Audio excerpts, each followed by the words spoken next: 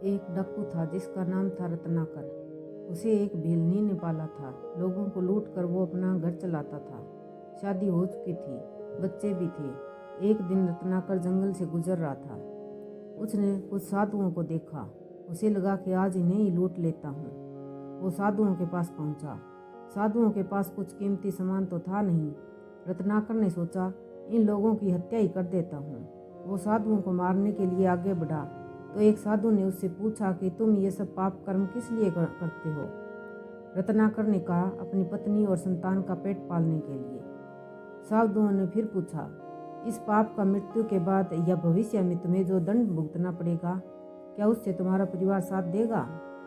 रत्नाकर ने कहा, पता नहीं। साधु ने कहा, जाओ पहले अपनी पत्नी और संतान से भी ये पूछ कर आओ कि जिनके पालन पोषण के लिए तुम इतने पाप कर रहे हो, वो उन पापों की सजा में तुम्हारे भागीदार बनेंगे या नहीं। रत्नाकर ने कुछ विचार किया, फिर परिवार से पूछने के लिए चल पड़ा। उसने घर पहुंचकर अपनी पत्नी और बच्चों से पूछा कि वो पाप किए हैं, उसमें वो भागीदार बनेंगे कि नहीं। पत्नी और बच्चों ने साफ इनकार कर दिया। उन्होंने जवाब दिया कि ये पाप तो आपके हैं, आप कर रहे हैं, इसमें हम क्यों भागीदार बने। हमें पालना पोसना आपकी जिम्मेदारी है, लेकिन हम में से किसी ने आपसे ये नहीं कहा कि आप लूटपाट या हत्या करके धन कमाइए। रत्नाकर जवाब सुनकर फिर साधुओं के पास लौट आया और सारी बातें बताई।